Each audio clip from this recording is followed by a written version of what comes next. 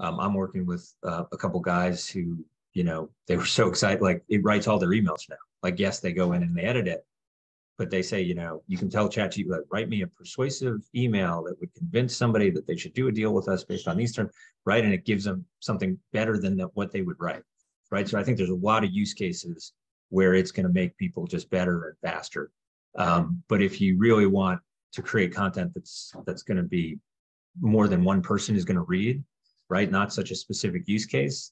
I think you still are going to need human beings. I'll give you one good point. So I'm working with a company that creates content, and they, really long form pieces of content with photos and stuff. But the text part, I think typically a writer would take a writer like 16 hours to create that text. And so we've now sort of got some people using ChatGPT instead.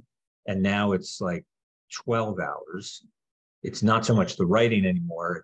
Now it's fact checking and it's editing, right? But we're using the same people, right? So that same skill of where somebody used to write it themselves from scratch, now they have ChatGPT write it and they just go in and fix it. So I don't know, going from 16 hours to 12 hours, that's a significant savings, right? Good times, but it's not 0 hours or it's not 1 hour. Now, maybe that gets better with GPT-4 or certainly with GPT-5. Or Google is going to release their version of ChatGPT, right? I think there's going to be somewhat of an arms race and it's only going to get better. So I would be a bit nervous if I was running a writing company for the next 10 years.